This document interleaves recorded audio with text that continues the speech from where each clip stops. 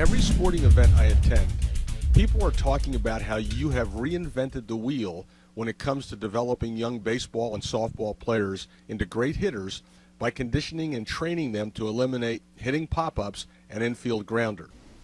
Yeah, the success of our system has created an awful lot of word-of-mouth networking and is largely responsible for the demand for our program. The system is so great we've had to put together a licensing program so young players everywhere can enjoy the benefits of our system. And for a person who enjoys training young players to hit, it provides them a great opportunity to earn an attractive income training young players to hit. Would you mind explaining your program for me? Sure.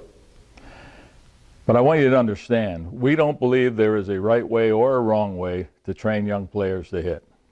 We believe there are different ways to train that produce different results. So if you're not really serious about a player becoming a great hitter or earning great part-time money training players to be great hitters, listening to me would be very long and boring. You have to listen closely so you can decide for yourself if our system is for you. Fair enough? Yes, it's fair enough. In our opinion, there are 8 identifiable reasons young baseball and softball players hit pop-ups and infield grounders. I'm going to identify with a few of them and how we eliminate them. If you want the complete list, you have to click on pop-ups and infield grounders on the site. Thanks. I'll be sure to check that out. Now I'm going to identify some of the things we believe produce pop-ups and infield grounders in a way that I believe will be easy for you to understand by reviewing a bat swing in reverse. The things that produce pop-ups and infield grounders, as far as we're concerned, the ball's contact on the bat is partially or completely outside the sweet spot area of the bat. The ball is traveling faster than the bat at the moment of bat-to-ball contact. The bat isn't anchored securely enough to the player's body at the moment of bat-to-ball contact. The bat's contact with the ball transpires after the sweet spot of the player's bat crossed the player's center line. The player then commenced the forward swing of their bat swing at the moment maximum bat swing power was being produced. Are there any of those things you don't understand? No, but I'm more than curious how a couple of them produce pop-ups and infield grounders. All right, well, I'll use one of them to explain how it produces pop-ups and infield grounder and how we approach eliminating the problem. For the rest, once again, you're going to have to click on the pop-ups and infield grounders on the site. Okay. When the ball is traveling faster than the bat at the moment of bat-to-ball contact, the ball will push the barrel of the bat backward, upward, or downward, producing an infield grounder or pop-up. Do you believe a young player can be conditioned to swing their bat faster than they are currently swinging it? Of course. Do you believe we can find out what the fastest pitching a player will see in the coming season? Again, of course. From the expression on your face, I can see you get it. We condition the player to swing their bat faster than the fastest pitch they will be challenged with in the coming season, and then that reason for hitting a pop-up or infield grounder is eliminated. Is that what you do with everything that produces a pop-up and infield grounder? You eliminate the reasons one at a time until the player's bat swing is free of things that produce pop-ups and infield grounders? You got it. By isolating each individual thing, it makes it easier for the player to understand what they have to do, and then they go ahead and do it. Rod, I understand how a player can be conditioned to swing their bat faster, but how can a player be conditioned to deliver the sweet spot of their bat with controlled precision, execute a bat swing with their bat anchored effectively to their body, and commence the forward swing of their bat swing at the moment maximum bat swing power is being produced? Wait a minute, I might be crazy, but isn't that exactly what a golfer does when practicing their swing? Yes, it is. And if a golfer can do it, so can a baseball and softball player. So let's first analyze how a golfer produces their club swing power. A golfer's club swing power begins with whatever power their arms and shoulders provide, based on how big and strong the golfer is. A golfer's swing also produces tension and torsion energy that can be added to the power of their arms and shoulders, and altogether is referred to as their club swing power. An example of tension power is when you stretch a rubber band. A golfer creates tension power when they stretch their muscles, tendons, and ligaments of their arms and shoulders. Can you see how a baseball or softball player can produce bat swing power the same way? Of course. Torsion power, on the other hand, is produced by the golfer torquing or winding the core of their body. An example of torquing power is when you wind the spring of a mousetrap when you're loading it. Can you see any reason a baseball or softball player can't produce torsion power for their bat swing the same way? I don't know of any reason. Unlike a mousetrap, where the torsion power can be stored until something springs the trap, a golfer's body can't store maximum tension or torsion power. As soon as the production of the power stops, the power diminishes. That's why a golfer's club swing is one continuous back and forth motion, and they change the backward travel of the swing to the forward travel of the swing at the moment when maximum power is being produced. Otherwise, the golfer isn't transferring their optimum club swing power to the ball. That's why I've never seen a golfer do this. Have you? No, definitely not. Isn't the same true for a young baseball and softball player? Why do I hear coaches instructing young players to load and wait for the ball? Well, the player might have enough bat swing power in their arms. Well, what about the players that don't? And even if they do, doesn't it make sense for a young player to produce as much bat swing power as they can? Especially since inadequate bat swing power produces pop-ups and infield grounders. If you talk to any coach, tell them to contact me and let me know why they coach that way. They can get in touch with me on this site's comment page or our blog. Here's another thing I'd like somebody to answer for me. If lifting the front leg and opening the hips produces swing power, how come golfers and professional loggers don't do it? All right, we have maximum bat swing power being produced and being sent to the head of the golfer's club. How does the golfer get conditioned to deliver the head of their club to the ball with controlled precision?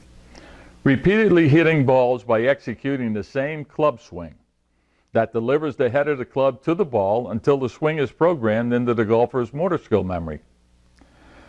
By the same golf swing, I mean the club is held exactly the same way each swing. The player is positioned exactly the same distance from the ball each swing. The player's hands are located the same place throughout each swing. The club is swung exactly the same way each swing. This ensures the club head will travel the same path throughout each swing, controlling that the club head makes effective contact with the ball. Not having their hands in the same location during every swing is the reason so many young baseball and softball players can't control the destination of the sweet spot of their bat. Have you ever seen a young player who can't effectively hit a ball traveling in the high area of their strike zone? Oh yeah, many. Well, the reason is, especially if they are taught to extend their arms when swinging their bat, they take their hands to the ball instead of the sweet spot, taking control of the destination of the sweet spot away from the player. Look what it does to the sweet spot. And it pulls the player's biceps away from their body, reducing the resistance to the ball's impact. I think this is where you lose me. Why is that? I don't see a baseball or softball player having the ability to swing their bat exactly the same way each time they swing at the ball. Why not? Because the ball is moving. What if the ball isn't moving? If it was on a tee like the balls a golfer hits, could they do it then? Of course. So a young player can be conditioned to deliver the sweet spot of their bat with control, correct? Well, yes, if the ball is on a tee. Well, we've already determined a player can be conditioned to produce adequate bat swing power, commence the forward travel of their bat swing at the moment maximum bat swing power is being produced, and deliver the sweet spot of their bat with control, eliminating all those reasons for pop-ups and infield grounders, correct? Yes. Well, now let's identify why the contact has to transpire before the sweet spot crosses the player's center line, or pop-ups and infield grounders will be produced. This really interests me because I'm sure a player can be conditioned to hit the ball prior to the sweet spot crossing the center line by doing what a golfer does, placing the ball on the tee prior to the player's center line. But I still have a concern about hitting a moving ball. So what's the reason for hitting the ball before the sweet spot crosses the player's center line? The power contributed to the player's bat swing by the player's arms and shoulders is mostly exhausted by the time it gets to the player's center line. Likewise, the power produced by the torquing of the player's core is depleted by the time the core is unwound. Inadequate power delivered to the ball produces pop-ups and infield grounders. So hitting the ball prior to the center line, that reason eliminated. Right on, exactly. So now let's talk about what produces pop-ups and infield grounders when the sweet spot makes contact with a pitch ball.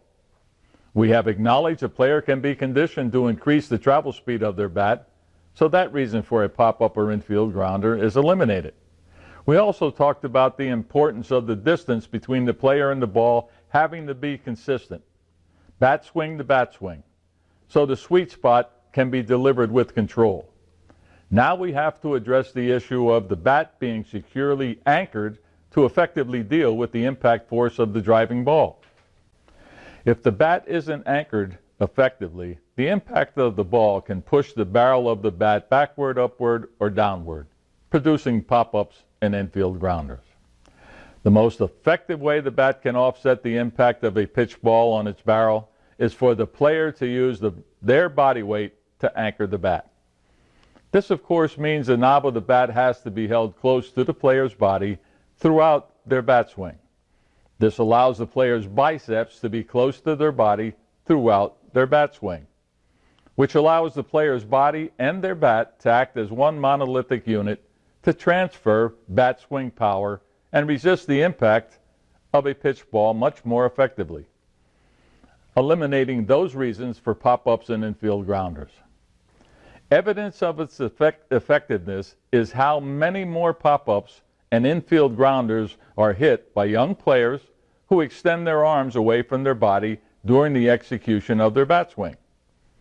Even the player who has great bat speed or strong arms, the impact compromises their speed and power. Hey, are you awake? Yes, I'm awake. Well, let me ask you this then. What type of motor skill memory of a club swing would a golfer develop if every time they practiced hitting the ball was at a different location, or they positioned the ball in the same location, but located themselves in a different spot each time? Or the distance between themselves and their club head changed every time they hit the ball? Based on what I know about developing muscle memory, none. They'd end up with a haphazard swing. They'd have to think their way through each time they attempted to hit the ball. Well, isn't that typically how a young baseball and softball player is trained to hit? Presenting balls to them in dozens of different locations for them to hit, letting them stand in various different spots in an attempt to make it easier for them to hit the ball, having them extend their biceps away from their body, resulting in the distance between the sweet spot of their bat and their body being inconsistent, prohibiting controlled delivery of the sweet spot. I thought you weren't going to discredit other coaching techniques. I'm not discrediting anything. I ask you, isn't that typically how a young player is trained to hit? Yes or no? Well, yes. A golfer doesn't do that. They develop a motor skill memory of a club swing that produces maximum swing power, then commences the forward swing of their club when the maximum power is being produced, and delivers the club head in a manner that will make contact with the ball prior to the club head crossing the player's center line, so maximum power is transferred to the ball by hitting balls off a tee. Why can't a baseball or softball player do the same thing? Because they have to hit a moving ball? That doesn't prevent the player from accomplishing everything but hitting a moving ball, correct? No, it doesn't. But hitting the ball is a pretty important part of batting. Well, what do you believe would prevent a player from hitting the moving ball? Timing. Timing meaning what exactly? Not having the ability to start their bat swing quick enough and have their bat travel fast enough to hit the moving ball? Now, we've already agreed a player can increase the speed of their bat swing, correct? Correct. Do you believe a player can be conditioned to start their bat swing quick enough to hit a pitching ball? Of course, players hit pitched balls all the time. Case closed. Let me explain how we eliminate another reason for hitting pop-ups and infield grounders: the loss of the visual focus on the ball as it approaches the player. The tee the player hits balls off to develop their bat swing motor skill memory is placed deep on the outside edge of home plate. The ball is located at the bottom of the player's strike zone. Once the bat swing motor skill memory is developed, all we have to do is have the player understand where the balls traveling in all other lanes of their strike zone need to be hit. We then place the balls on a tee at those spots and have the player repeatedly hit balls off of those tees. In addition to enhancing the player's ability to execute their bat swing motor skill memory in all areas of their strike zone, the player's body is being physically conditioned to execute their bat swing. We do this with our L-Rod. This also does one other very important thing. It eliminates any weak spot in the player's strike zone that a pitcher could take advantage of. Players conditioned and trained with our system don't have to wait for their pitch. They don't have to lay off of the strikes in the high area of their strike zone. If it's a strike, it's their pitch. Plus, we consistently increase how quick the player's bat swing starts. This produces a bat swing motor skill memory of a bat swing that won't impulsively want to swing at a ball traveling outside the player's strike zone. This eliminates the need for the player's mind to have to deal with, is it a strike? What should I be doing with my back foot? Is the ball inside or outside? Should I swing or not? And how far do I have to extend my arms to hit the ball? All while the ball is bearing down on them. The only thing the player's mind has to do is decide when the player should swing the bat. And that reason for a pop-up or infield grounder is eliminated. And then what? Well, then the player is ready to develop the timing to hit balls that will be pitched to them in the upcoming season.